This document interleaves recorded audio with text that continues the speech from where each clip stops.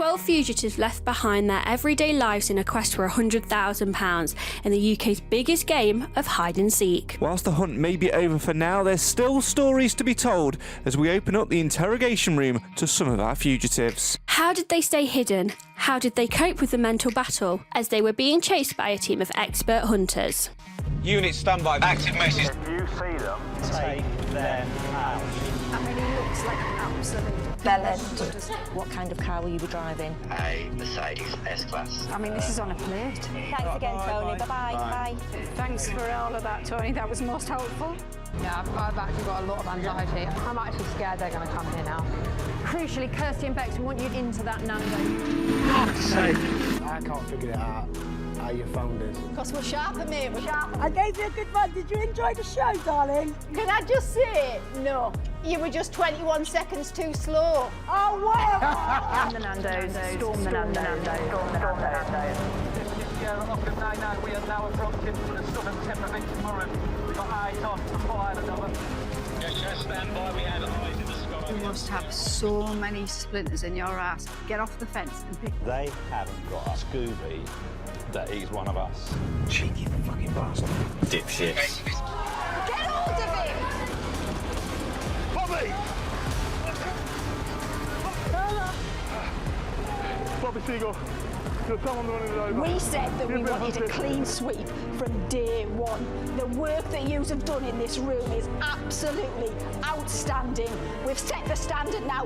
No one is ever going to get to extraction, right? Yes! We've worked our socks off for the past 2 weeks for the clean sweep. Game on, bring on next year. My name's Craig. And I'm Nat. We're a couple who are obsessed with Channel 4's Hunted. So much so we started a podcast all about it on a mission to answer those unanswered questions. Like, do the UK government need to spend more on teacher training, especially for geography teachers? Like, even I know that Islington and Scunthorpe aren't even the same postcode. Also, at what age does it become inappropriate to go on the swings saying, "Push me, mummy, push me"? Never. What is the best fugitive snack? A packet of Quavers? Some custard creams? Or an ice lolly? All three.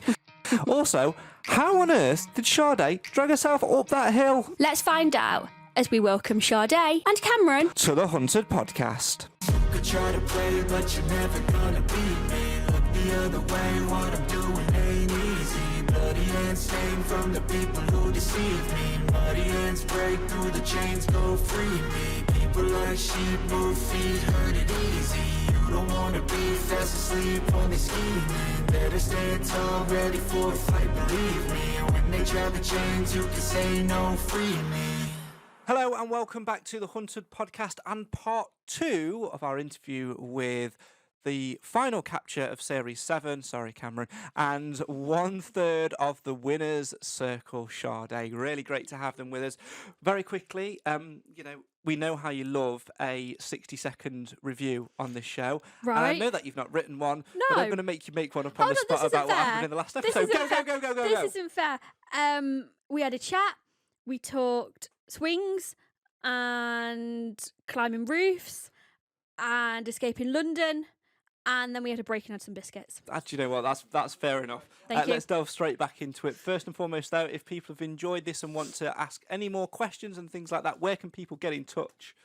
Twitter @HuntedPod, Instagram @HuntedPod, Facebook HuntedPod, or email huntedpod@outlook.com, or send your voice notes and WhatsApp messages to 07907 038 211. Do not call us. We will not answer. Yeah. Anyway, let's delve back into it. Sade and Cameron are still with us. In the last episode, we basically caught up with pretty much everything up until the end of episode 3. So sort of like quite neatly halfway through the series, and we actually ended on a little bit of a story which wasn't seen on the show, where Cameron scaled a roof when there was a gate which was unlocked and open. And it's got me to thinking, Sade, as you sort of reflect on what you did, is there anything that we didn't see on screen which you sit back and think, oh, I really wish that had been shown? Oh, crikey. Yes. There's probably about 3, in all fairness. Let's have all 3. Okay, so one's right at the end. So do you want me to give that the one that's from the end where we got chased? Is that okay yeah, to give? we can go. We can flip. We can jump back. Okay, Yeah. cool. Okay, so the first one would definitely be when we went bowling. Yeah. Love that. We decided we want to have a bit of fun, as you know, follows theme for what we did for our entire time on the run, just pissing about basically. So we had a game of bowling, and we also got banned from the shopping centre in Leeds for life. We all got a lifetime ban from a shopping centre in Leeds. So that was quite fun. What? Yeah. Yeah. So basically, we weren't supposed to be filming, and we got chased around the shopping centre by the security. And to get away, me, Cameron, and Sam, our director, slipped off into the bowling alley and hid there and played a game of bowling. Just a round of bowling, just until they disappeared. Coast was clear. Yeah. But the other part of the follow team actually got taken into the office. No. And they were held there. Against their will. Against their will.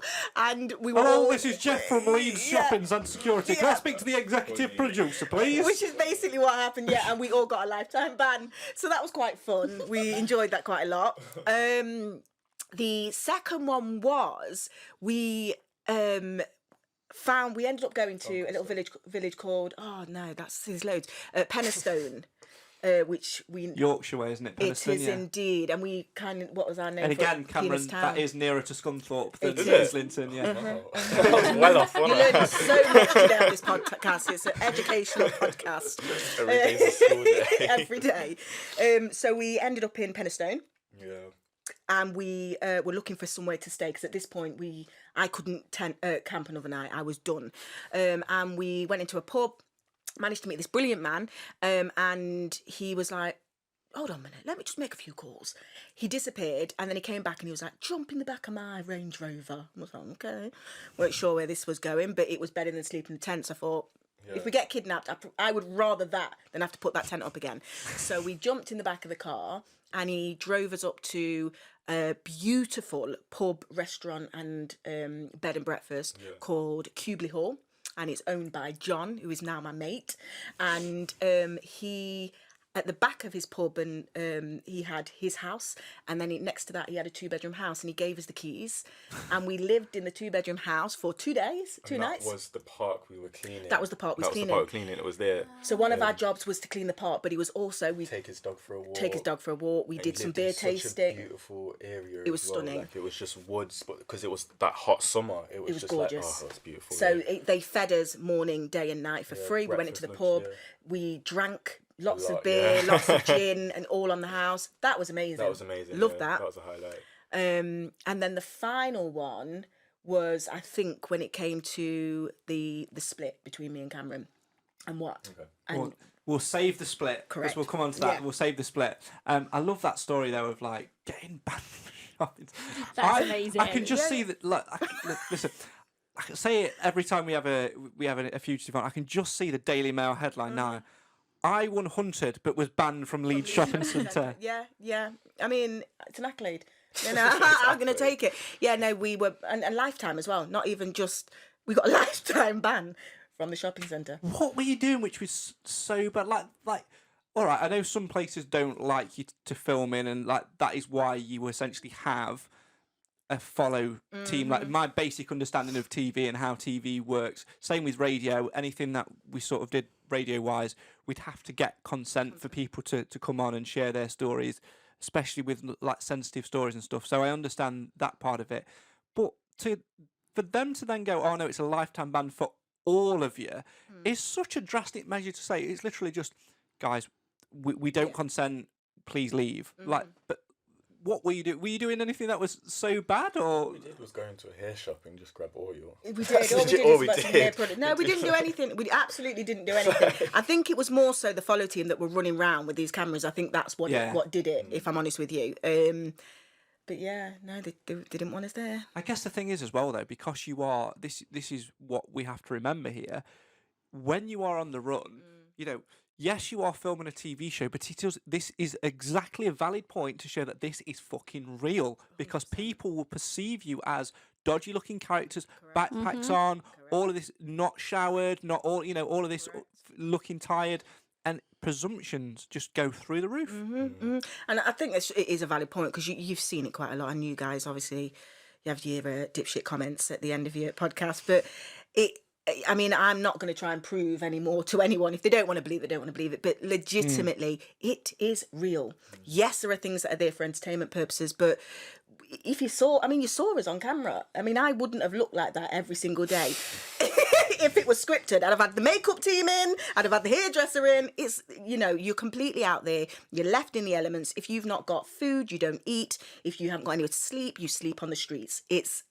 That's it. That was my question before we actually went on the show, because I was you did like, have 6 on, you did. Because I was like, I wasn't 100% sure. Like, just coming from a viewer of it, I was like, oh, so like when you at night, if we don't eat, is there like a truck with food that comes round so we can eat? And they were like, no, it doesn't happen. I've heard about this thing in TV called catering wagons. What time does that come in? What time does that roll in each evening? They were like, it doesn't. Well, what about if you need the toilet? You go in a bush. And we were like, oh, didn't think about that. It is mad, those little things that people genuinely don't believe. It's only when you sort of speak to people like yourselves that have been through it and actually go, no, we literally had a poo in a bush. We had no food for 4 days. We lived off a crust of creams. We lived off a packet of Quavers, whatever that might be. And then what makes it worse is, like we mentioned in the first podcast, your follow team, they don't have to abide by the rules of not eating. They can literally get Papa John's and everything delivered. Yeah, they absolutely can. You know what it is? It got to a point though where I was like, I can't even be frustrated because we actually applied for this. We could have said no at any point of the casting process. What used to happen is when they used to eat in the evening, I would go and sit in the tent and zip it up because I couldn't handle it. So I would just sit there eating whatever was eaten that day, whether it was a piece of bread. I mean, it was that raw. It was terrible. I just sit, but Cameron was quite fine. You were able to sit out there. And... I was just like, we've said yes to doing this show, so we got to like take the struggles with it. Yeah, I was like, you guys enjoy yourself. I'll enjoy it through you. And they are really strict on like not giving you stuff as well. We had it feels like an eternity ago now when we had Harry Savage on. He was like one of the first. Yeah, he was the first fugitive we ever had on. And he was talking about like him camping out, him and his brother camping out, and sort of going, like trying to really like bend the ear of like the follow team, going, give us a slice of pizza or whatever, and they're literally like, no, they've got to dispose of it. If they don't eat it, they can't give you the leftovers. They've got to dispose of it. It is really, really tight, and if they do, you would literally be booted off the show. Correct. It is that strict. They can't, and again, it's down to what we said before, that if there was that. Can you remember that night where we had to sleep in the park in London? So dangerous. I mean, genuinely. That's closer to Islington than Scunthorpe. It is. Yes, I've switched the joke around. Come on. We did. We were in South London. And we had to sleep in a park. And I'm not joking. It was the roughest park you've ever seen. Crack addicts walking by you regularly. You could see them like shooting up, and we just had to like prop our tent up against the wall and just sit with it kind of partially unzipped, and just hope we didn't get murdered ultimately. And it was that, and that's where we had to stay for the rest of the night. Foxes having sex. It was wild. And if you remember, I woke up that morning and he was gone. And I was like, oh my God, someone stuck in and kidnapped him. But because you couldn't sleep, he got up and just went and sat somewhere. I was on watch. I was literally just sat on the bench, tents were there, and I was just like... Crazy. I feel sorry for your camera crew in that point though, because they're also then, because you've got out of the tent, and you might say something, you might talk. It's like they've got to then film you basically watching the tent just in case anything's said, which is just crazy. Yeah, I'm sure they get paid quite well though. Well, that's the thing. We didn't have anything valuable to actually lose, and we just had dignity. Yeah, so it was just like, but actually the camera crew had the cameras, the this, the that. So that was actually sad. It was scary. Yeah, and they have obviously, like you said in the first part of like following around that estate, they got to go where you go. There's no steer from them to go. Yeah, let's park in. Let you two go and camp in that park there because there's a hotel just there, and it's absolutely crazy how it all works. Let's delve in then to episode 4, and this is where we really start to see. In fact, this is the episode, isn't it? This is the episode. First and foremost, HQ sort of believe that you've effectively become ghosts, which is, again, partially down to the edit, really, because there's a lot which you'd have got up to that point, which they could have shown, but because of what's happened with the other fugitives, which you've got no idea about, you have essentially become ghosts. That's when we get Ray saying that you're like a mouse pissing on cotton wool. Do you know what? This is that's actually my favourite scene in the entire bit of Hunted, because every other line he does, like the HQ are just like deadpan, and you see Lisa try and sort of like be deadpan, and then she just cracks, and everyone else is laughing. He's like, what? It's a really quiet thing. Like, when you've got to explain the joke, then you kind of know it's gone wrong, yeah. But it was brilliant. Loved it. And then Lisa does say that you were the ones to watch. What did you think when you watched that back, and you've got the chief who's obviously hunted down all these fugitives, done what she's done in the real world as well. Let's not forget she's really high up in the police as well, and been involved in some major cases this year as well. I watched a documentary the other day, and Lisa popped up on the screen. I'm like, oh, yeah. All right. So there. What did you feel when you sort of get in that? Because that's essentially praise. Absolutely. Yeah. So I think that obviously it's really difficult because you know what you've done when you're hearing those comments back. So it's almost a little bit like, yeah, rightly so. Yes, we are. Yes. But it was lovely because we had really put everything into it. And like I said, we kind of known what we'd done along the way, but it was really tough playing the game the way we did. Yeah. It was really tough because we were completely rural, which meant we were under the radar. We didn't reach out to anyone, which meant there were days where if we didn't have food and we didn't have money, we didn't eat, and we made that sacrifice so that we could play the game in the way that we did. So then to hear that kind of like, yeah, these are the ones to watch, it was like, okay. It's shocking though, because it's like, we did stay really rural, didn't use any family until later on. Only because she lost the notebook. Yeah, pretty much, yeah. That's true. But that's by the by. That was in the first podcast. Let it go, guys. Let it go. Part 1. We're on part 2 now, yeah. But then even so, there's still times where, not even mostly me, where I'm like, oh, they could be close, they could be here, they could be there. So actually now watching it back and seeing them actually giving us praise for how we're doing it, and actually they weren't close to us at all, it's wicked to see. It is wicked to see. I love it. It's great. And before we delve into the actual decoy, I've got one last little bit of childish question for you, and that is, how many ice creams did you actually have on the run? Because in episode 4, we see a shot of you going into like a post office off license, and you're clearly buying a Mars ice cream, and then it cuts to you eating a Fab and you eating a Clippo. So did you keep an ice cream count? No, I think we only just had it that once. So I picked up the Mars bar ice cream first, and I was like, eeny, meeny, miny. That's where I was like, eeny, meeny, miny, mo. And then I was like, oh, I'm not sure, because I wanted the Mars bar. And then when I saw the Fab, I was like, this just takes me back to childhood. So we did only have the one. Yeah, we only had the one. But it was just the shot. It showed him. It showed me just like actually being actually really indecisive, yeah. Oh, so less ice creams and more parks. So. Yeah, Fair enough. I can't go wrong with that. Right, it's time. Is it the best? You know, we were talking about this the other week, weren't we? Nick Batchelor's decoy in Series 2 was fairly epic, especially because some random bloke gets rugby tackled by, I think it's Neil. Properly gets rugby tackled. Properly fucking crunches him. Like, properly to the ground. Is this the best decoy that we've ever seen? I think so, yeah. Because they were like, the hunters were so like, yes, it's them. It is them. So dead set on it. Like Nick, they weren't sure. They thought it was. They were so arrogantly thinking that they'd actually just caught him, and that it was him, and that he's this is a creature of habit. He does this, and this. Whereas with you two, they were like, yes, it's them. They've been silly. They've gone home. They're literally bringing us in.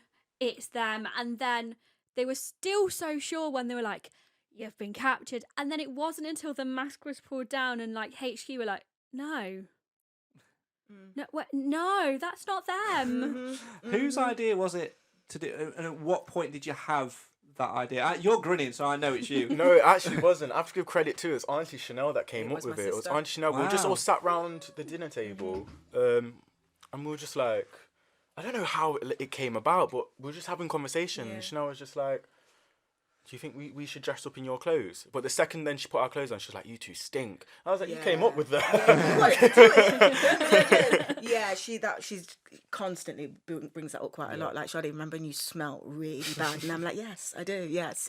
And she tried to claim a portion of the prize money. She got, I'll take $3,000 I'll take $3,000 for that decoy. Yeah, it was all Chanel. It was all Chanel. So she kind of came up with the idea initially so we could dress up as you, and then we all kind of then jumped in it and kind of started adding bits to it and came up with the plan to, take them down to Arson Green in Radford, Nottingham, and I mean the nerve of just being in that car and watching them, what And we were so appeared to close. be like so close, like so near. All right, I wasn't that bad. Because it got to a point where Chanel and Josh were just taking a bit longer than we thought. So Mum was like, "Where are they?" I was like, "Mum, like," she's like, "No, where are they? Should be out by now. Like, what's going on?" I was like, "Mum, no, it's cool. Like, just wait. She's like, "Where are?" Like, and that was like a good 5-10 minutes. Yeah. We were just on 100. Then when we saw them, they were like, "Okay, let's breathe. Let's play the game now." And then the Hunters car drove past, and we didn't notice. Grandad goes, Dad, "That's them." And we're like, "What? Where?" And because it's so big and Grandad's only got like a mini, we're still at like tyre level with the car. So we're like, "Is it?" And then obviously you see the clip of them like driving round, and the second they get out of the car, we're like, "Oh my days! Like that's actually them." Like, and that's the first time we saw them. Yeah, the first time we'd actually really had any contact with them. So we were really close. So where the car was parked, it's half a second walk to where they ran out. So we were that close. We could see everything happening real time as they came out. We saw both Chanel come out and split off. We saw the Hunter coming up, and then at that point was like, let's go. We've done what we needed to do. Let's go. How did you feel when you watched it back? Because obviously, there would have been a lot more to it than what happened on the day. A lot more time-wise. There'd have been lots of little different bits because obviously you've got to get the card ping from Asda. You then got to get the CCTV. So it's a longer drawn-out process. And then they might not even come because, like we said in the first part, they might be like London. They might be Scotland. Correct. They might be nowhere near you. So how was that, seeing it back and it looking like it happened in an instant, whereas actually it probably happened over the course of an entire day? To be fair, they came pretty quick. I would say the second the ping came off and Chanel and Josh got to the park, they were there in 5 minutes. So there's a little thing here because there was a few, and it might have been, I'm not sure if it was you guys, but or there was someone that said that the chances of them being, may not have been you guys, but yeah, the chance of them being at Chanel's house, so they went to my sister's and they looked through the window, the chance of them actually being there the same time that we was in Nottingham, they were. Yeah. And that was they just were like a all 10-minute walk away. And so because a lot of time they'll make it maybe look like it's a little bit closer than what it is, but genuinely when we were at my mum and dad's, they were at my sister's, and the reason that we know that now is when we came back, Chanel's neighbours had told her what time the Hunters got there. So it was really close. So when we did that decoy, they were in the area. It was all very, very close. Yeah, it is crazy to sort of think that, because at some point, that's when they were really starting to dig into you, because effectively for the Hunters, they've got all of these fugitives to hunt down, and it becomes a focus of, I'd love to sort of, one of the things we want to do is, we've heard from Ray, but we want to go one step further and get a chief on and sort of hear about that process of, how do you then pick them off? Because if they're there, you go for them. We saw it in episode 6 between you and Jackson and Nicola, which was right. Which pair do we go to? Do we split or do we focus on one? If you've got good intel, you're going to focus on one. So by the time they've come to you, 1 or 2 or even 3 or 4 are out of the game at that point. Therefore, they've got more resource and more time. So it only stands to logic at some point they were going to come to Nottingham, and it is literally a complete chance that they'd have been there. But we also, we saw it in episode 1 with Christine and Munya. They cottoned onto their friends who were probably about 2 or 3 streets away, because they were also caught in Nottingham, and that was it. They were sitting ducks, and it could have been you if you'd have stayed there. Yeah. So again, just as a little sneaky gem here, the day that Munya and Christine got caught, we were in Nottingham. I climbed the roof. We were in Nottingham. We knew the Hunters were there because when we got to Cameron's grandma's house, someone came in and said the Hunters have been seen in Nottingham. In Hooters. Not to chat the business. Yeah, in Hooters. Now, why should mention that? I'm going to tell a little story, because they've shared the picture now on socials now. They got in a lot of trouble for that. Did they? Sorry for bringing it back up. Our apologies. We didn't know that. There was an article about it, and I think it came out before they'd finished filming. So obviously people knew that they'd been to Nottingham and were filming. Well, they were. We can understand now that they went to Hooters after. It was after they'd caught Christine and Munya. They went to Hooters, and they basically, can we get a photo with you? And whoever it was at Hooters leaked it to the Nottingham Post or whatever it's called nowadays, and that was it. What's so funny though is I we were went to my nan's, and It was Hooters round is the just a corner. 5-minute walk from where my nan's is. So we were round the it's corner like- from them, and somebody, like say, we were all at Cameron's nan's house, and they came in and they were like, the hunters have been seen. And then there was this big panic because we thought they were coming after us. They had no clue where we were. Yeah. They were going after Christina Munya, but we didn't know that. It's only after watching the show that we were like, oh my gosh. Yeah. So yeah, funnily enough, the day they were caught, we was in Nottingham as well. So we came back quite a few times. You can see that. We came back quite a lot.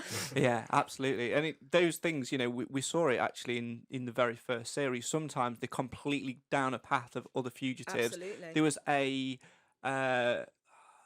mother-in-law and a son-in-law who were in the first, and they just basically hid out in this caravan, and they were Yes. looking for someone else, and it was basically, and they got caught from that, and the hunters opened the door. They were like, "Oh," and they washed it back at HQ, and they go, "Oh, that's such and such and such," and you captured, and that's it. Yeah. And it genuinely is, like, as much as it's about tactic and all those sort of things. It is luck. It's absolutely luck. They only have to, like I say, be in a city looking for somebody else, and then just come across me and Cam just wandering through West Bridgeford. What was the reaction? What was your thoughts on the reaction from social media after it sort of aired? Because you see the brilliant clip of Mark losing his shit, throwing his pen on the desk and storming off, which is great. You see how frustrated like the hunters are and everything, and everyone's just buzzing online. Yeah, it was fantastic. That's what we wanted to do. Obviously win, but then also just annoy them. And I feel like that kind of just pushed their buttons a bit more, because they come from this background of like finding this people, is their and line we of don't. work, isn't it? Yeah. And we don't, so it's really like put them in like a silly situation. And I think we wanted as well them. I mean, obviously we didn't know what they were thinking at the time, but there was definitely a thought in my head of wanting them to take us seriously, because like I said, we're very, very competitive, and when we do things, if we're going to do it, we're going to do it properly, and we're going to make it a long-lasting memory that they're going to have to think about for the rest of their time, which is what we did. Yeah, and I'm sure that moment has been living rent-free in Mark's head ever since as well. That response, it was everything to me. If you're going to take anything away from the Hunted other than the prize money, it's that moment. It's absolutely. I thought we were that dumb to actually use a card in Nottingham and buy, like, because I just want to know their logic of like, okay, we're in Nottingham, where grandma and granddad live. Why would you not think we would just go? Because you've got to think again. You think about from their side, they don't know anything other than there's a ping. They don't know what our plans are, so they're not going to be thinking anything. And then they see the CCTV and it looked like us. They're not going to think anything else. So you got to, And the thing is as well, they have to act in a live situation. They've not got time to sit and think, would they do this? Would they do that?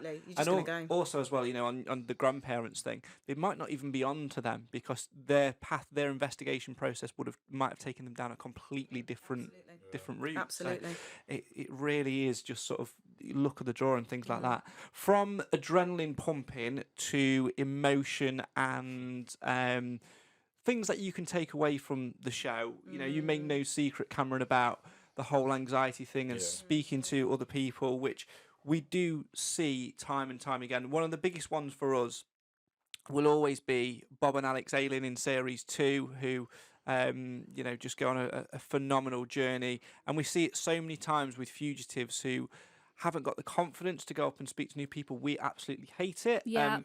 To be fair, we're still sort of sitting here sort of a little bit shocked at ourselves that we've said let's come round to our actual house and not meet in a cafe or something like that, or book a meeting room. So I completely get that anxiety sort of thing and that sort of shyness. How do you reflect on that now, a couple of years on? Do you feel that after the process you've grown as that sort of person? Oh yeah, 1,000%. I feel like it was when we were on the way back from Peterborough, and I believe his name was Simon. It was Simon. Yeah, and he was telling us something, and I forgot what the gist of it, but basically the gist of it was like, he was just saying, yeah, you can ask people for help. If they say no, what's the harm in that? And he said a lot more than that. Throughout the whole journey, I was just sat there, and I was quiet, and I was just listening to what he was saying, and I was like, oh, that's really stuck with me, and like fully struck me. But yeah, like I didn't realise how shy I was before going on the show. In the interviews, I was like, yeah, well, I'm this, I'm that. I don't mind asking for someone for this, asking for someone that. And then when I actually got into it, I was like, I'm not capable of doing it. I physically can't do it. And it really has shined a light onto just how fearsome I am of like speaking to people. But having to do that, it pushes you in a way to show that people are going to be helpful. Obviously, there's going to be the odd person to tell you to get a job. You what, mate? And then you just beautifully just go, Cameron. Pushed his face like, don't even do it. I mean, his response to her was a good. I was happy with that because it could have been far worse. Yeah. But yeah, it has shown me that, like, okay, if you are scared, the outcome, you're not going to die. You are not going to die. The outcome isn't that bad. And what's the worst that can happen? Okay, you get a no. Like, it's not that serious. And I feel like if you don't reach out for opportunities, then you're missing opportunities. So you just got to I've realised I've just got to put myself out there a lot more. And that's how you meet people, meet fantastic people. That's how we met the fantastic people that helped us. That's how we've met you guys to, like, come here and speak to you. So yeah, it wasn't a straight, calm journey, but I'm slowly but surely, I'm still getting there, but yeah, I can tell I've got a lot more confident from 19 to now 21. I feel like I should completely move this topic of conversation on because Sade's like nearly crying. Honestly, yeah, because do you know what? It's so it's just give me a minute. Yeah, do you know what it is? It's because I've always known this of Cameron. Cameron from very young has been very awkward in situations and very uncomfortable, and I've always had to overcompensate for his awkwardness because it's quite uncomfortable for other people, and I understand why it was, but Cameron didn't. And for me, seeing it when we were on the run, because yes, I've seen that kind of anxiety, at home and in real life. But this is a completely new situation. And it really, really just exposed his anxiety in a way that he had a panic attack one day. And it was really tough. Was that the pub where you had to go for a walk? No, that was the day after. Day after? Yeah, day after the pub, yeah. It was really, really tough. And for me, at that point, I was like, whoa.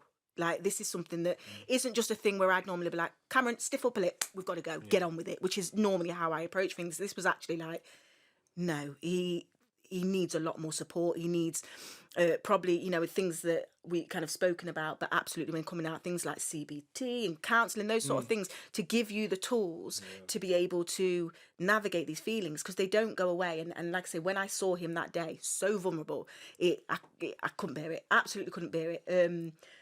But then the flip side of that was, and it will sound, people will think it's really cliche and really, but legitimately seeing Cameron go from being this person that you could see the fear in his eyes when he was talking to people, to being like, Mum, let me go ask.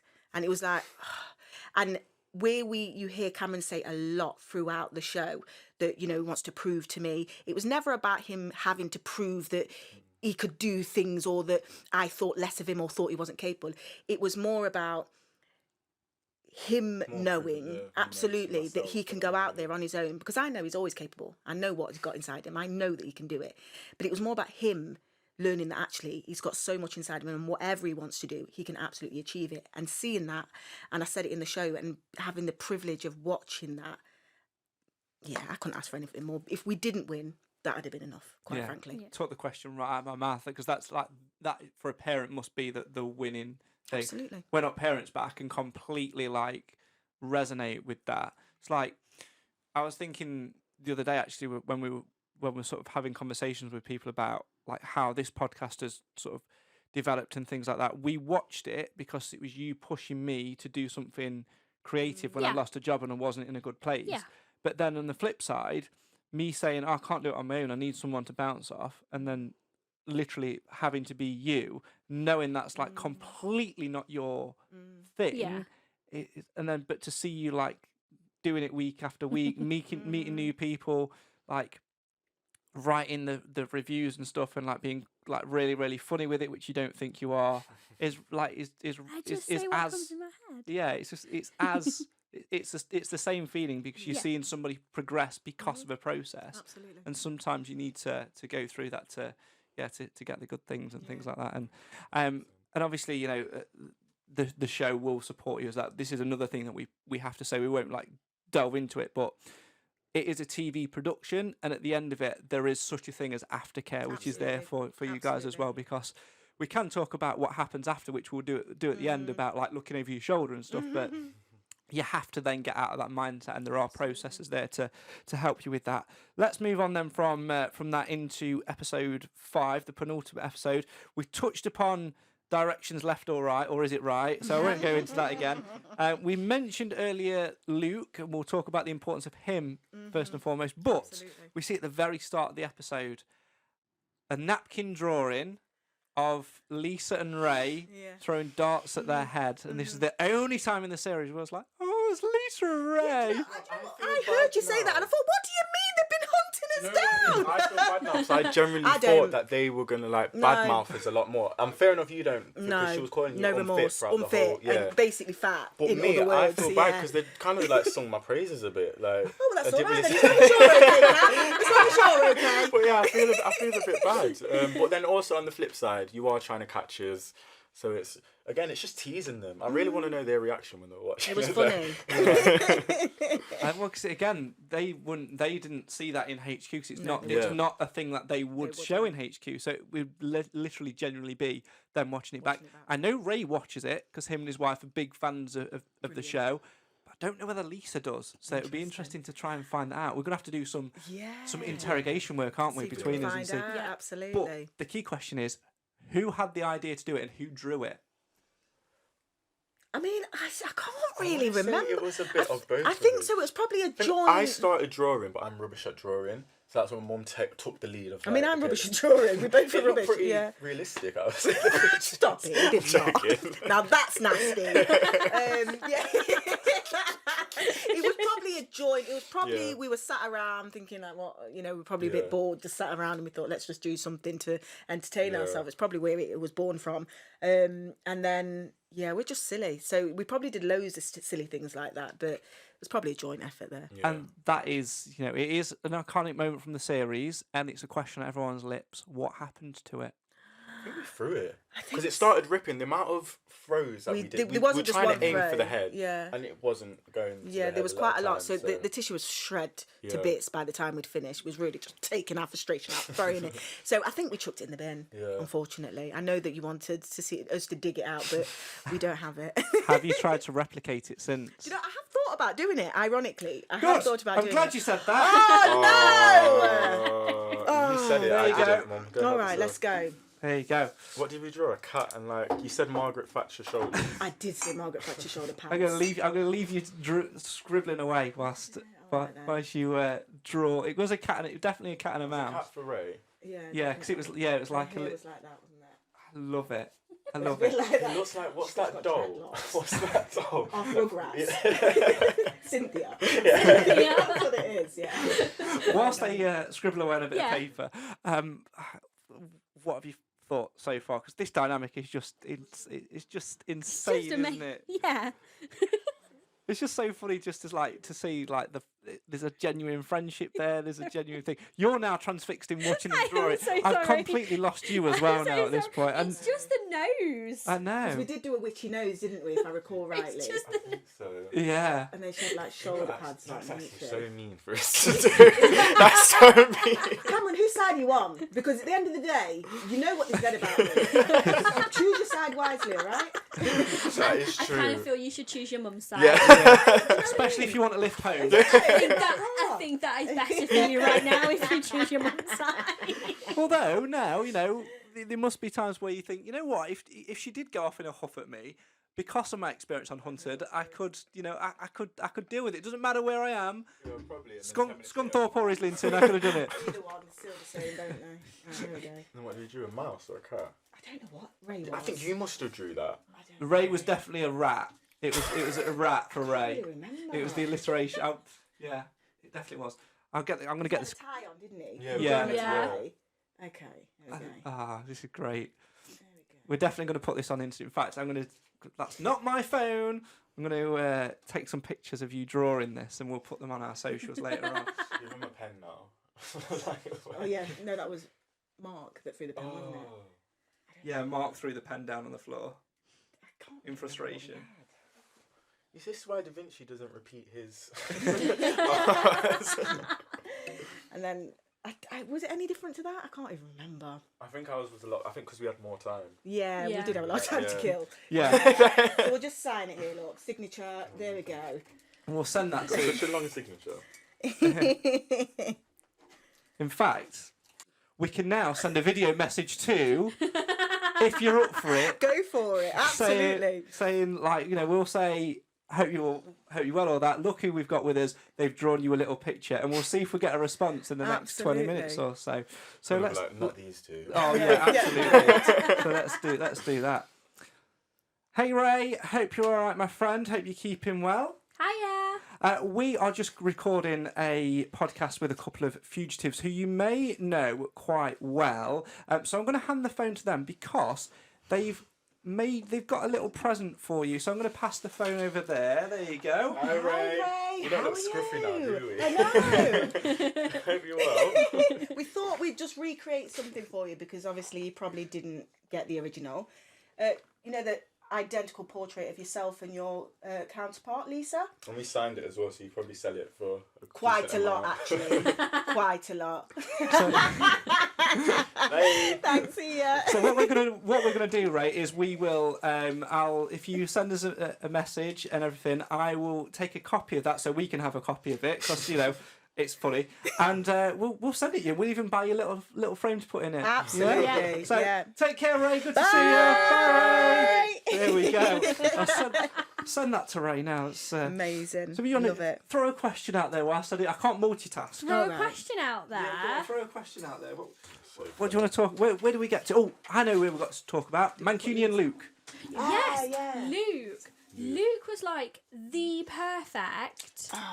Amazing. Like, what's the word that I'm trying to think of? He was not helper. Getaway driver. Associate. Yeah. Not helper. He was perfect. Like he gave nothing away. Did he come from the? I'm guessing they were students that you stayed with. I don't No, I think they were a bit older. I think they were a bit They were older, like yeah. 20. It was the flirty two. You remember them? Yeah, I won't forget them. The flirties.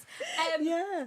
Did he come from them? Yeah, He did. but what was so great about that was that the girl who picked us up, her friend that we stayed in the garden with, her boyfriend was a massive fan of Hunted, and that was her boyfriend's best friend, and they were both massive fans big of fans So of he Hunted. knew like what was at stake. Absolutely. Yeah, and and funnily enough, when he turned up, because they rang him and said, "Look, can you come round and help? We've got fugitives here." He came round and he was really excited. He was like, "Look, we was thinking about applying for the show," so they were big fans. We just fell on our feet really with getting him, and he was all for the plan. He was, he was on board, and I do recall we did say to him, they told us where we could park, and what we actually did is when we drew the money. We had such a wicked plan, didn't we? We drew the money, then we went through the calf, we snuck out the back, we went through back gates, and he was waiting a street or two across, and then we got in his car. And then obviously as we was driving towards Stoke, we did say, look, if they come for you, you give them shit. Yeah. You give them shit. And He Boy, did. did he do that. He did amazing. He did amazing. Poor Nicola and Sunglasses Steve. Is it Sunglasses Steve? Is Sunglasses that what we're Steve. sticking with that? Okay. Yeah, we're sticking with that one. Got you. Sunglasses Steve, It was the. Should we go get breakfast? Yeah. Do you not get expenses? Yeah. You're paying what? You don't get expenses. And Steve's face, he didn't even say anything. He was just like, he was just deadpan looking at him like. Loved it. Like the cheese. Yeah. It's absolutely genius. And to have people like that on the run, there would have been so many which you've maybe we've not seen on screen. How? Because obviously you lost your contacts notebook. One thing Sarah Kibble said on hers, we keep going back to her, mainly because it's her birthday today when we're recording this, so we'll send her a little message after as well. She said that all throughout her run, what she wanted to do was she wanted to make sure she made a point of thanking every single person that helped, because we know that the follow team do take photos for you, which you've obviously shared a few of them on your Instagram and things like that as well. Have you any thoughts about doing a post-Hunter diary once the sort of euphoria has died down a little bit? Well, yeah, we thought about, because on the burner phone we still have the numbers on it, but we did say have a little tour round. We did. And We just said we drive could have round like to a everyone. spin-off, Yeah. Hunted spin-off show where we just get like a camper van and just do a tour around all the people. Yes, we're in. You know what I mean? Yeah. All the Yeah. people that we met, because I'm telling you, they were just Amazing. all All of them phenomenal amazing. people. When we went to Doncaster, So she's I speak to quite a lot of the people. Yeah. So I've already visited John at Kubley Hall. Went up, I think it was last summer, and I took the nieces up, and we had dinner there, and we had a couple of drinks with him. But I speak to quite a lot of them, and yeah, they were just all fantastic. The Doncaster ones. amazing. They adopted Karen, dogs. is it Karen? They did. They adopted dogs. So we were just surrounded by dogs. It was a nice summer's day. Oh, it was out in the garden. It was amazing. Bless. Absolutely amazing. So, And then obviously the tennis club in Sheffield. the tennis club.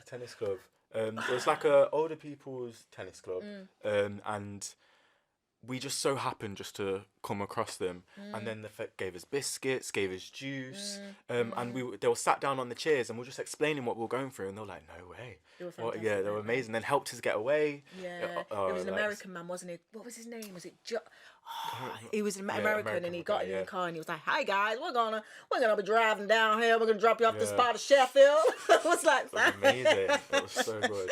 Brilliant. You can't hear it, but I played the applause effect. Is that from my? Yeah. I love that. Yeah. Thanks. Brilliant. Love it.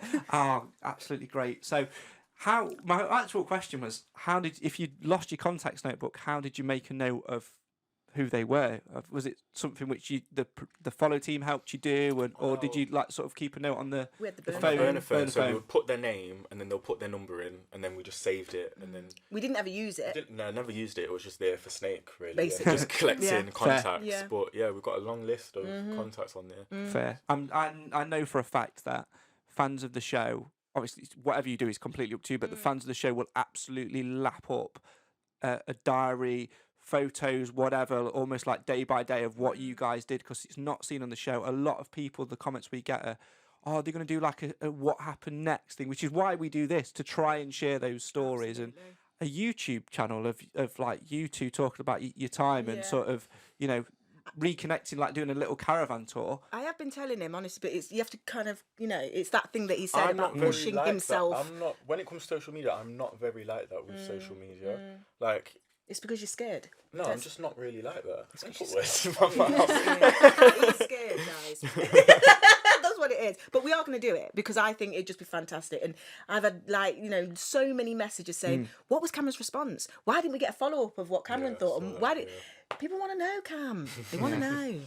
They absolutely love it and lap it up. And there's certain people you'll know exactly who we're talking about. That if you sort of mentioned it to him, he would probably be back that as well, and really give you a push on doing that. Absolutely. All those behind the scenes stuff and all those stories would be absolutely fantastic. So right, let's move on to the final bit then, because we've only got about 15 minutes or so left. Cool. And that is of course the final episode. First and foremost, let's delve into the first time this has ever happened. Usually finding extraction details is you get told a date and a time, and it's either a video that you watch or a phone call, and that tells the hunters where you are. This time, the cheek. They are drawing you back into the big smoke. Or Scunthorpe. I mean, I was so annoyed that day. We were both very angry. So annoyed because I thought we just got out, and we don't know if we got out calmly.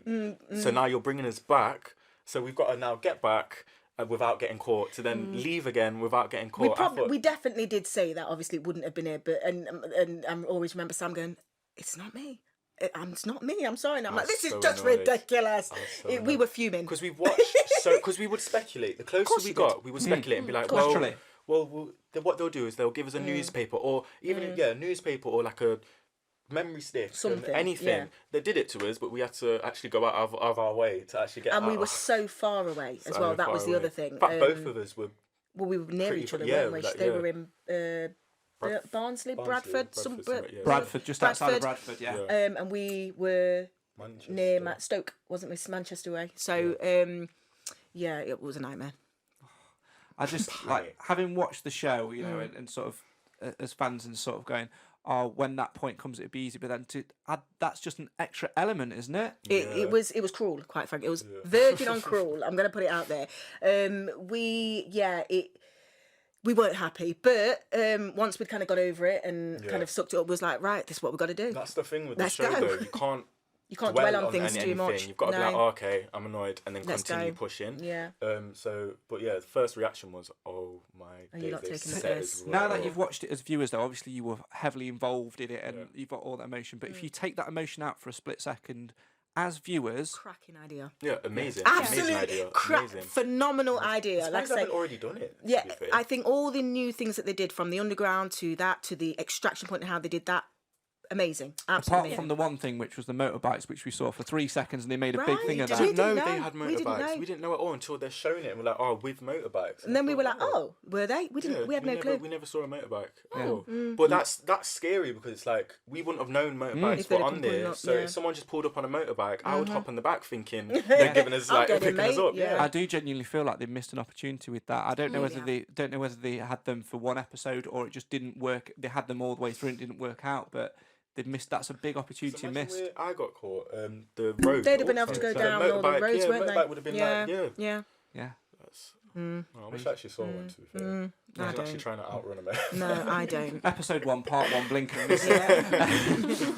Let's talk about that final day then. So you've got out of London and you've somehow hitchhiked back up to Nottingham. We hitchhiked our whole time. All the time. We hitchhiked our whole time. So when it got to closer to the end, we knew what we were doing. We were very quick we were pros at doing it. So it's just like, we always knew, okay, odd person's going to say no. But I think just the more we did it, the better we got, and the quicker it took us to get. Definitely got the hang of it. So by the time we'd hitchhiked all the way to London, we got back onto just where the motorway. You join the motorway to go north. That's the way that we left, isn't it? Yeah, we sat there. We hitchhiked again. We got back out of London, and we ended up in Nottingham, and then got up to Chapel on the 5th. Oh, I love it. It's great. And then, from your point of view, then talk us through that day, the one where, unfortunately, your time on the run was over. It was. Do you know, it was the calmest day ever, and the irony of it. I was just about to say, the irony of it is, you see most of the time when people start to say things like, "God, I feel really safe," or "God, I feel," that's normally when it's about to go down, and that is ultimately we had quite. Even though we'd hitchhiked all day, we'd been jumping on buses all day. We were quite hungry, not eating other than those quavers and the kind of Coke that we had. Custard creams in my backpack. Correct. Yeah, we were feeling quite calm, and there was a point where we was on the last bus going to Skipton, and me and Cameron were sat there, and Cameron just said, "You know what, Mum? You know, if I got caught today, I'd be okay with it, because I feel like I've achieved what I needed to achieve." Yeah. And I said, "That's lovely, and I'm really happy that you've done that, but don't say that again, because we've come here to win." Yeah. And he said, no, I know, Mum, I know we have, but I'm saying, if I did, I'd be okay with it. I feel like I'm at peace. I've done what I needed. And I said, again, I love that for you, but I'm trying to get to the end. And he was like, okay, fine. And that was when we was on the Skipton bus. And our plan was to get off at Skipton. Yeah, at Skipton, yeah. That was the plan all the way through, to get off at Skipton, because we didn't know where we actually were. Yeah. And we were sat on the bus, and we just had this feeling. Weird this feeling when we were sat there. And I turned to Cam and I said... We didn't even say anything. We just looked at each other. We just looked at each other. And I walked down to the front of the bus, and I said to the bus driver, "When's Skipton?" He said, "You've got this stop, and then you've got the one down there." No, we passed the stop. So it was... Skipton was the last stop, and he just dropped us off at a random rural area. But we'd worked out that Skipton was the one, the third one down. And I said, can we just get off here? And he was like, yeah. And I just shouted up to Cameron. I said, come on. And I remember I took off my coat. For some reason, I just had a suspicion like something was going on. I took off my coat, and I've been like... I feel like you just know. It's so weird. You just know something's going to happen. But also, when we knew something was going to happen, we were still high spirits, still not fully. Because I think we probably, because we'd not had any interaction with them. We're kind of like maybe a bit arrogant, a bit cocky, maybe, or maybe just we hadn't been exposed to that feeling, so we didn't know how to react. Maybe, but we jumped off the bus early. And we decided to walk back up and kind of go and hitchhike again, which is what we were used to doing. We was more comfortable hitchhiking than we were using public transport. So we worked our way back up, found that little lay-by, and we was like, let's hitchhike here. I remember, though, what was going through my head when my mum had a thumb out. I was like, Cameron, take the money out of your bag and just put it in a pocket. And I was like, no, I'll be fine. But I kept on telling myself, just take the money out of your bag and put it in your pocket just in case. And I was like, well, why am I going to need it? It's weird that your conscience just tells you these things. I was like, why am I going to need it? Why am I going to need it? And then I was like, okay, I'm gonna walk up. And I was like, okay, I'm gonna try these last two. So I've turned my back now, and then literally I saw the hunter car driving towards me, and it took me, I don't know, it took me a minute to work out who it was. And then as it got closer and closer, I thought, shit, that's a hunter. And then by the time it kind of got toward me, it was already next to Cameron. Run me over, basically. Yeah, basically knocked him over. And then, you hear that, Cameron! To be fair, all of that happened in slow motion for me. Yeah. So I've heard it pull up, and again, we were hitchhiking, so my first thought was, oh, someone stopped to let us in. I've looked into the car, and I've just seen blacked out windows, and I was like, what is this? And then I've heard the doors pop, and I thought, oh yeah, Cameron, you're unhunted. This is the car that they have. And I thought, oh my, and then in the background, I can hear my mum. I was like, oh my days, seeing her gone one way. And it was just instinct. It was just like, we're not going the same way. We just have to separate. And then the chase began.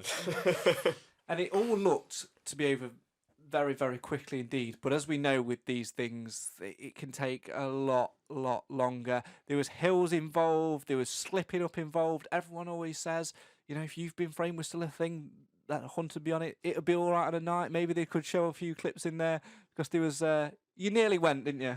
Absolutely.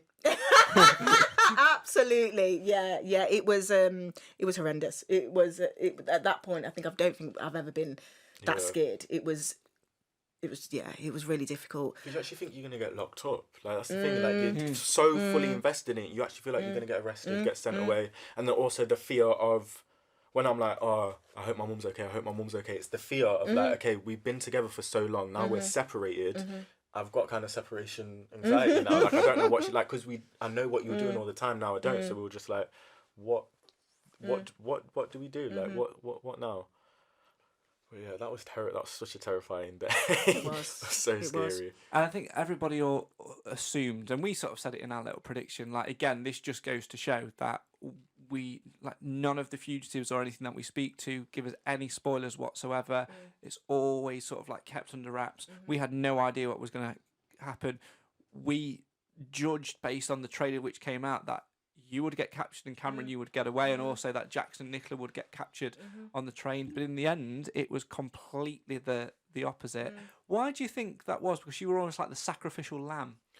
To be fair, I think it was just, in my mind, I was like, okay, we've got this day and the finals tomorrow. There's a lot that needs to be done to get to the Lake District. We were still 60 miles away from the Lake District. So I think knowing Cameron and knowing what Cameron's like. Yeah, I was I wasn't. In my mind, I already decided I'm not making it to the Lake District. And if someone is going to make it to the Lake District, it would be my mum. And I would happily be like, and even that day I was like, I'm fine if I get caught. So I would happily take that L and be like, Mum, go on. And the thing is, Cameron could have done it. He absolutely could. If he was in the position where he didn't get caught, and he had to do it on his own, he absolutely could have, because he would have had no choice but to. But I think definitely in Cameron's mind, knowing Cameron, I kind of knew that was, because it was never a plan that I'm going to sacrifice myself. But I knew that Cameron would, if they were near me, do what he needed to do to get them away. I knew she wasn't going far. Like, smarter, not harder. Yeah, I knew you weren't going far, and because the last time I saw her, she was already halfway down the hill from me, and from where it was, there was nothing on the side my mum went to, but where I was, there was more where I could run to. So I was like, I would rather my mum make it through than me. Yeah, honestly. Absolutely. Did you, before you went on the run, did you ever pre-plan in case you did end up splitting? Did you discuss it beforehand? Never. No. Because we always said we're going to stick through it together, regardless of whatever, we're going to try and stick through it together. And never in our mind did we think we're going to split up or be split. And I think as well, like I said, I knew that, I knew if we split, how it would kind of go. I honestly, I knew I wasn't going to get caught. Yeah. I had no doubt I was getting to the end. And it sounds really crazy. They didn't show it in the footage, but I was very confident throughout, saying, I'm going to win. Yeah. I saw myself at the end. I saw myself winning. Before we knew what vehicle was going to pick us up. My mum was like, I can see myself getting into a helicopter. I saw it. And find out it's It's been a helicopter. it's always a helicopter. Yeah, well, that's it. Yeah, All right. calm down. I'm glad it wasn't a boat. 'Cause if it was a boat and I made it to the final, we did I say can't that. swim. So Yeah. I would have just been stood there like, okay. Yeah. Mummy, catch me. Mummy, armbands. Catch me afloat. Yeah, so yeah, it was all, even though we didn't discuss it, it wasn't pre-organised or anything like that. I kind of knew it would go in that way anyway. And like I say, once I could hear everything that was going on. So I was so close to the hunters, and I know I've spoken to JP since, and I said, do you actually know how close she was to me? And he's like, no, I don't. And when he saw it, he couldn't believe how close they were.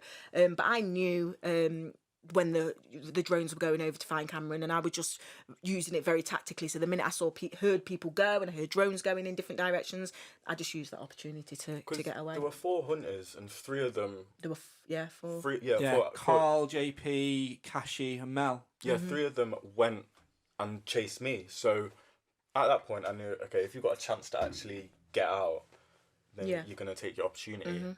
You took it. I did, absolutely. But it wasn't just a blink of the eye, was it? How long were you in that bush for? 3, 4, about 5 hours.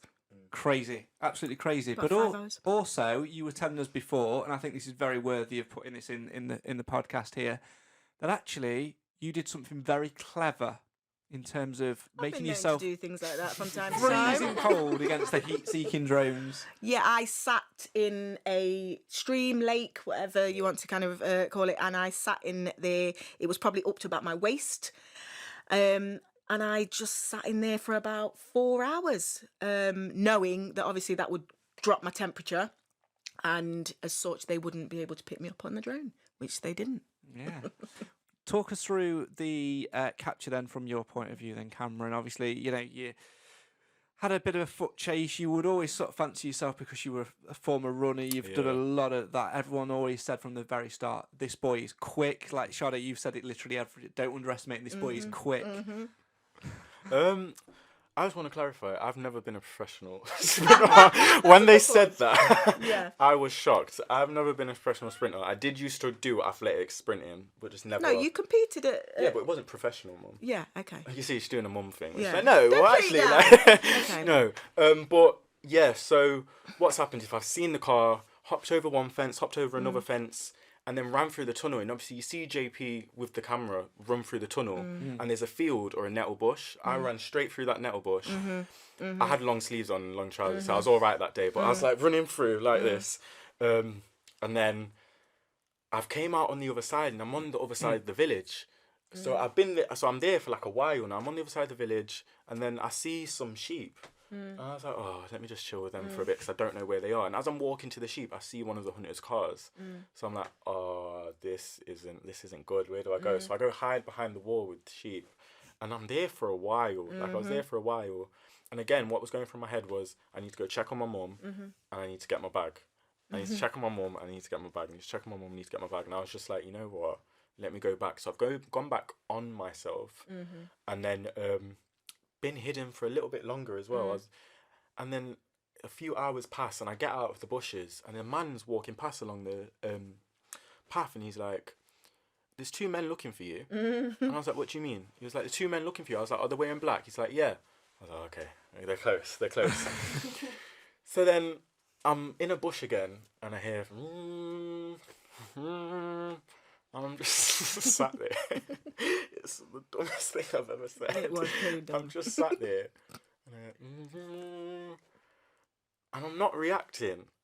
Why weren't you reacting, Cameron? And I wasn't reacting because I thought there were bees. I look up, and it's a big drone above my head. I thought it was a hive. I've been sat there for a while. Like, I just thought it was a hot day, and I was just like, you know what? There's bees, whatnot. I'm sat there. I just thought, okay, fears, like it's warm. And I just looked up, and I've gone, oh my days. Hopped over a fence now, ran through some more nettles. I feel really sorry for my cameraman at that time. Oh, God, he was in He shorts. was dying. Ran through all the nettles.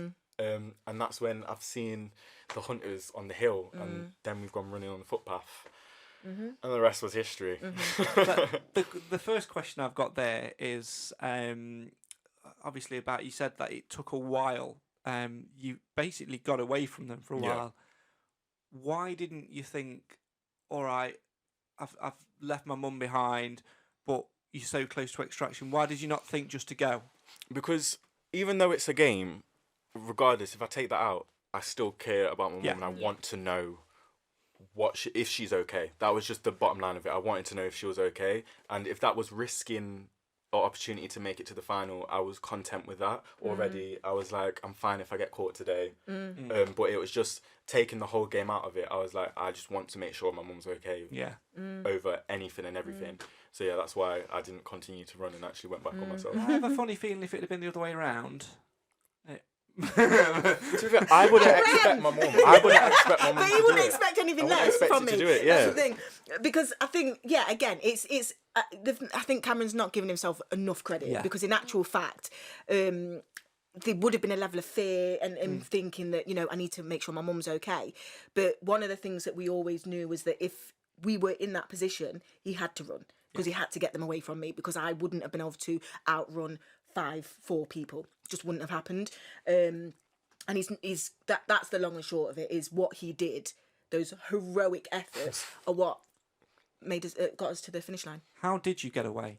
Because you've heard all of this play out, and that you must break your heart you must forget the part of the game at that point. It must break your heart. Absolutely. Because what you want to do is go and protect your baby. Absolutely. So in that moment when I was sat in that lake shivering, I was like, all I could think about was, where is he okay? Has he been caught? And then my brain's going to, if he hasn't been caught, he's going to be absolutely beside himself, because he's going to be stressing about now he's solely got to be out there on his own, talking to people, interacting with people and asking for help. And I'm like, oh God. So all those things were absolutely going through my head. But at that point then it was kind of like, look, if he's out there and he gets there, I'm going to see him there. But if he's not, I'm going to get there and I'm going to win for us. And then it went straight tunnel vision to, we've came here to do something and that's what we're going to do. And after I sat in that lake for a while, the hunters went. They disappeared. They couldn't find me. They could not find me. That would have been, like I say, 5-6 hours later. I climbed out the lake. I found a field, took my shoes and socks off, tried to dry them out, and I just sat up against the wall and chilled for the night until I could go again. Cried? Was there a little, or was you so pumped on adrenaline Not at that point? I didn't cry at that point. There was a cry, but it wasn't at that point. No. Talk us through that final day then. Obviously, you've got over it, you've shivered. Because the edit, I don't know whether it was a fair reflection, but it makes it feel like you were like completely not going to get there. I think there was an element of me in some ways thinking that as well, as much as I didn't want to. So first thing in the morning we had to go again, and obviously you see me going to, and I'm probably about, from where that whole chase went on the day before, I was probably about half an hour from there at that point, and I've gone and pressed the intercom to try and see if someone in that house would help me. She hung up on me, and there was a level of, and I think definitely looking back, and one of my business partners said it the other day as well. He said, Sade, there was an element that I'd not ever recognised in you, was you looked a bit defeated. Yeah. I don't ever see that in you. And I was like, do you know what? I probably did at that point, because I knew I had 3 hours to get to 50, 60 miles. I was soaking wet from the night before. I was tired. I was hungry. I didn't know where Cameron was. So there was all those things that I was battling, plus knowing that I've got to try and get to this point. And then I was so lucky to walk, a little bit further down. And bearing in mind this as well, I know that the hunters aren't going to be far, because they know I'm in the vicinity. So I'm thinking this all the time. And I got to this house right at the end, knocked on the door, and I didn't get a chance to knock on the door, sorry. He opened the door as I was about to, and he had his briefcase, and I said, look, sorry to disturb you, because it's first thing in the morning. I just need some help. I need to try and get to the Lake District. And he was like, oh, well, I'm a GP. And although I don't work in the Lake District, I'm on the same street that goes to the Lake District. And I said, can you take me there? I said, there's hunters that are definitely going to be in this area and I need to get out. And he's like, sure. He took me in the car and he took me to his surgery. And at that point, and he was brilliant, because he could see I was run down. I was exhausted. And he nipped out to the shop and he bought me some Haribos and energy bars and all bits like that. Do you know what? You know when you're on your arse and when you've been through all that emotionally, the best person to help you is a GP. GP, right? I just couldn't. You couldn't write it, honestly. And I remember he bought all these things back, and I opened this energy bar, and he went, slowly, chew slowly. I always remember that because I was like, because I was giving a food, genuinely, I was so hungry, and I was like, sorry. And he said, you must chew slowly because that's how. And he went into all the medical bit about when you chew slowly, it releases the energy. I was like, okay, so. I was in there, and then I was probably in that surgery for maybe an hour and a half, maybe 2 hours. We was trying to locate someone, and then eventually one of the head nurses managed to get her cousin, who then came in a very suave, I think it was a Jag, if I remember rightly. I can't remember, but it was a very nice car anyway. And she came and picked me up, and she was like, yeah, I'll take you all the way there. And I was like, Gem. you just, and ironically, I got there because there's a time frame that you've got to get there for, obviously, to make sure you, and I got there 1 minute. And again, this just for TV. This is genuine. I got there 1 minute before the closing point to get to the extraction point.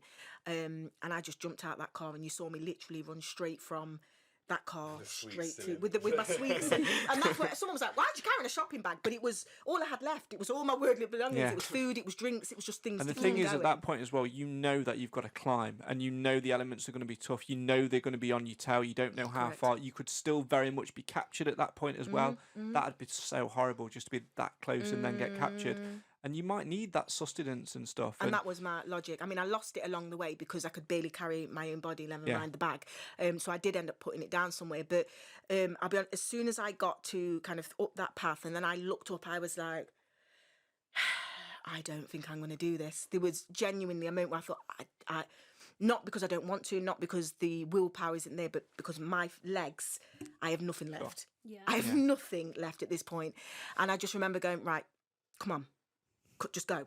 So I just said, just keep doing one step at a time. And that's what I kept saying to myself, one step at a time. And you saw the hunters at one point, didn't you? When I was in the car, No, in the car and then as when you were up on the mountain, on the mountain, right near the end, near the end. How far were they? I can't remember. Like little ants. No. I can't remember. I'll be totally honest, because at that point it sounds ridiculous, but to be honest, at that point you might think you saw them, but actually you might not see them. Honestly, might be just a bag. I know that they were definitely close, and I know the reason they were definitely close was because, not just because of the show, but because I saw them all around the Lake District where they were all surrounded. I saw 3 cars that day. The one that was 2 cars in front, and there was 2 that were parked at the pub, so I knew that they were in the vicinity, or it could have been that car that I saw before, but I knew they were there.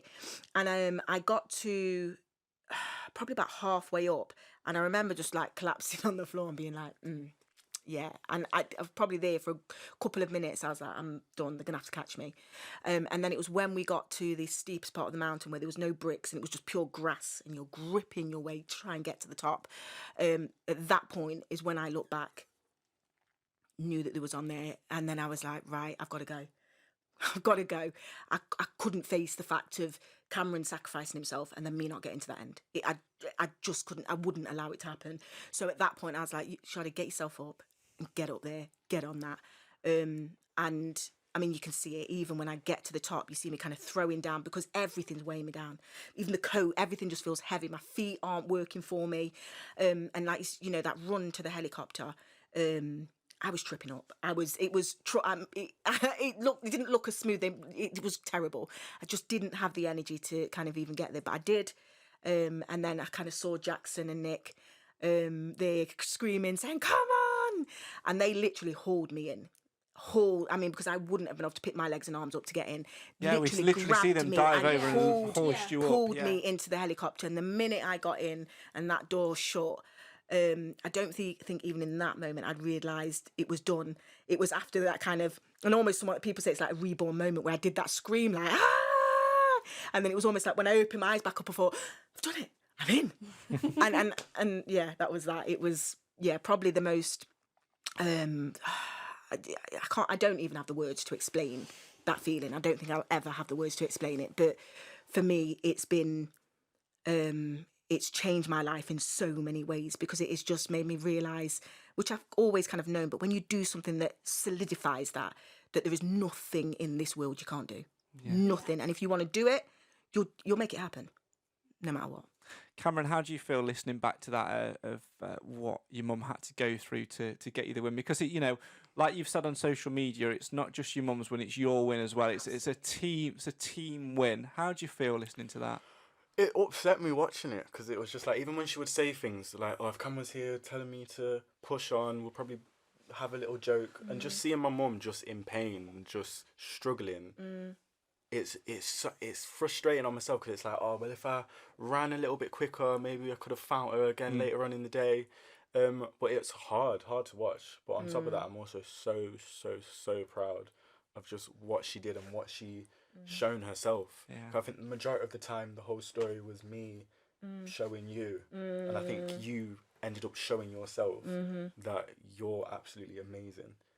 I have a funny do anything you put your mind to. I have a funny feeling, like in future when we speak to people about who would be on their Ultimate Hunter team, which is a question coming to you in a couple of minutes' time. I think you're going to be on there. You two are going to be on there, and you especially, Sade. The whole analogy around pulling yourself up that mountain and going through all that emotion to get on that plane is definitely going to be up there. Right, we've got a few questions which we've asked people to send in for us. Let's kick off with this one, which we've sort of covered anyway, but we'll go for it anyway. Did you become friends with your camera crew?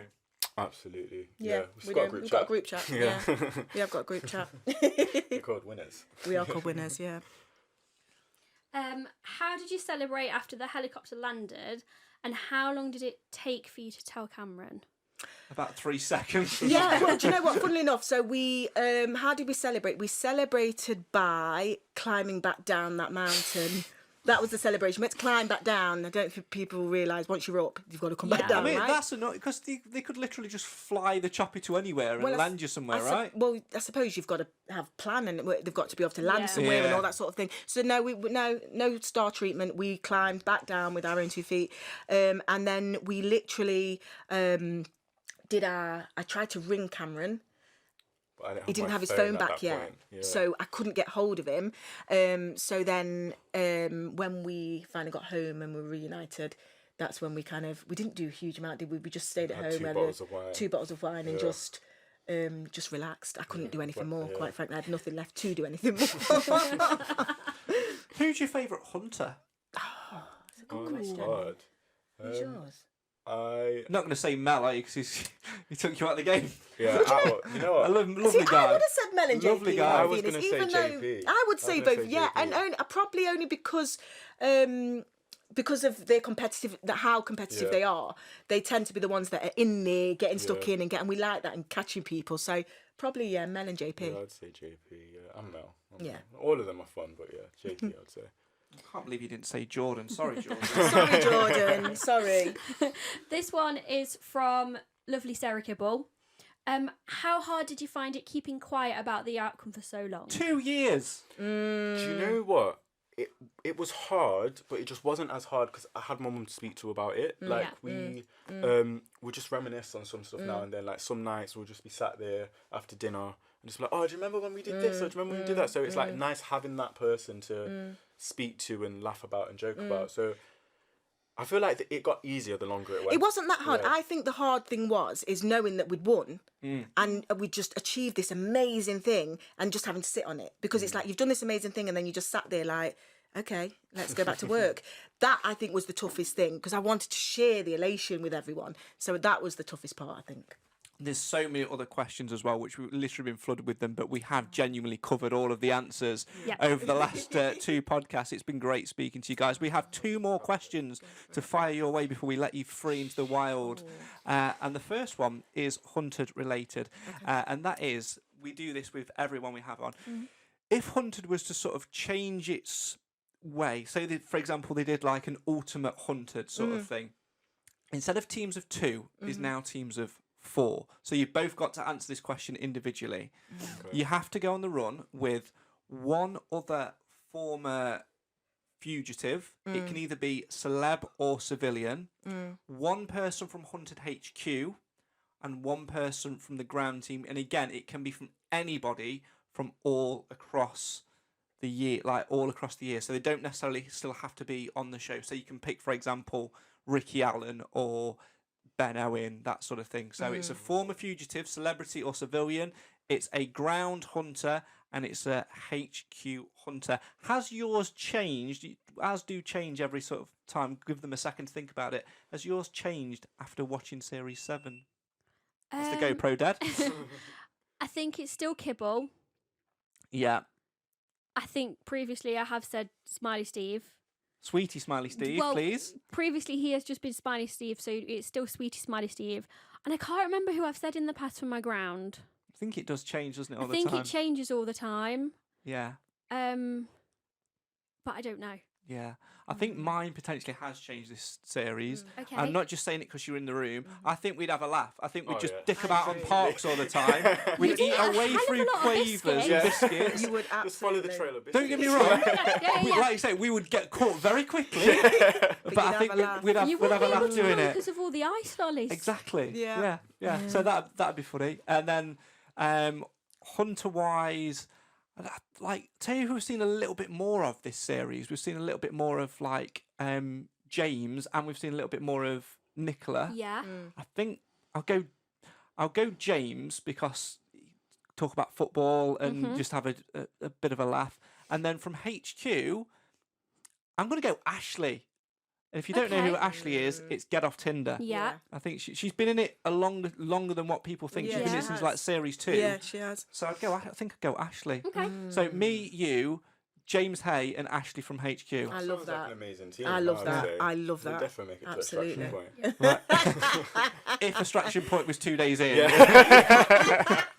Somewhere local. And the biscuit aisle of Tesco. Yeah, absolutely. Totally there. That's so funny. Right, who wants to go first? So, seeing as we are fugitives, no, you can, but I'm just clarifying. Yeah. So we can pick another fugitive. Yes. Okay, cool. Yeah. Right. So it's you plus a fugitive. Yeah. So I would pick James from Series 6. Yes. He was with Nathan. Yes. Me and him do speak a You're lot. quite Yeah, good me and him buddies, speak. aren't Yeah, you? 'cause we speak about wrestling all the time. You do. But I feel like we both were in the same situation. We got caught very early, and I think not early. We got caught very close to the final. Yeah. And I think it would just be a nice little thing for us to actually make it to I the agree. end. Brilliant. Then from HQ, I would say Daisy.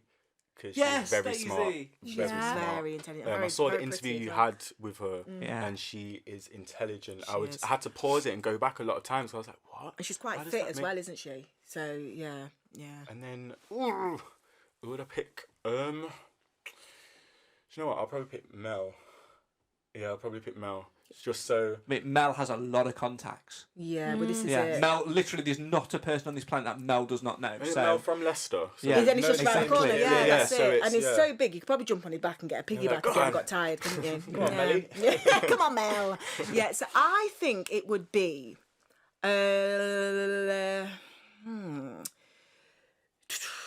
Fugitive. It would have to be.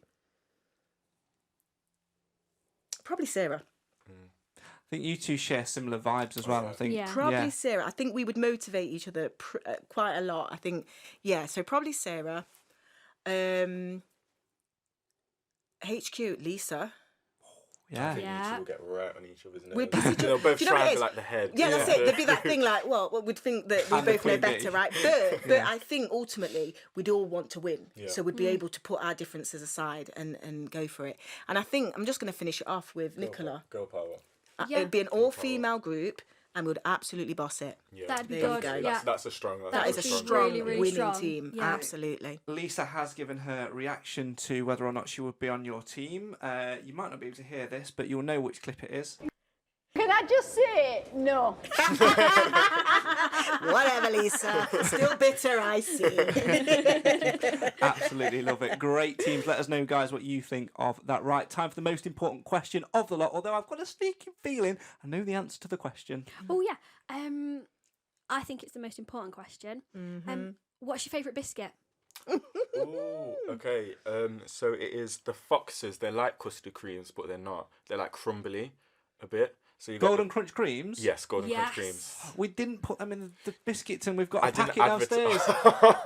But yeah, they're my favourite. They're my Good favourite choice. after custard Yeah, creams. that's They're a my good choice. favourite. Do you know what? I'm such a basic bitch. I swear to God, because I've not got anything fancy. I am so basic. I can't stand it. No, absolutely not. That was Steve, weren't it? I wouldn't go that far. That's just too far. I don't mind a digestive, but it wouldn't be top 10. No, it wouldn't even be I'll top eat 'em. 20, to be honest with you. But I'd just say something like just a cookie, you know, Maryland cookie. Yeah.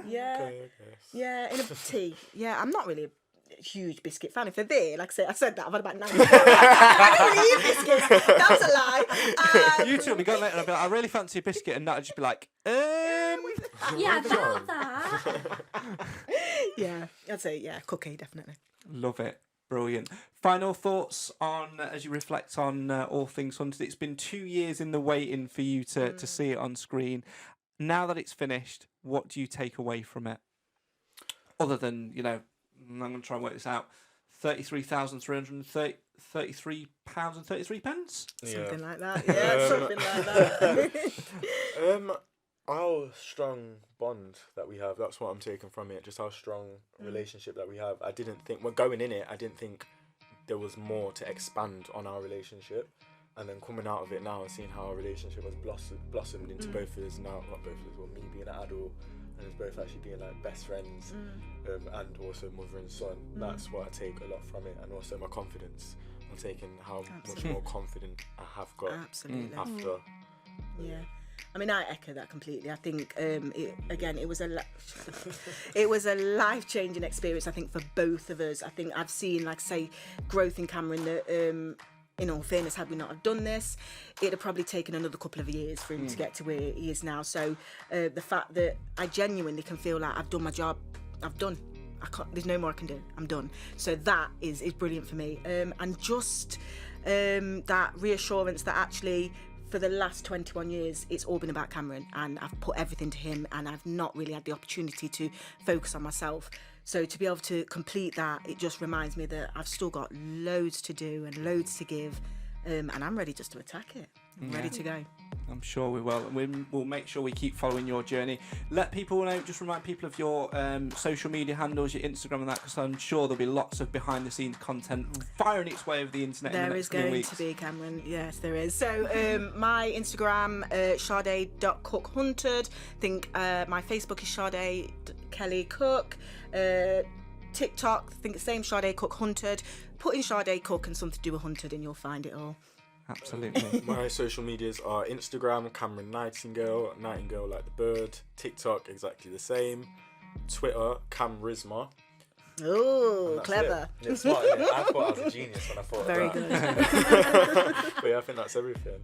Yeah. Go and give these guys a follow. It's been great having you on the podcast. Can't wait to see more of your journey. Looking forward to seeing you on Sunday at the Hunted meet and greet. Yeah, looking at the party. We're not staying over. We're gonna come back. But the next day we are going back to Leicester. Okay, well we're staying over. Because we've got a couple more fugitives in the bag. Oh, nice. So you guys at home will find out who that is very, very shortly indeed. Cool. But yes, it's been great having you on the pod. However, PTSD time for you, Cameron, I'm afraid. And Sade, the Hunters never got to say this to you, but your time on the pod is over and you have been hunted.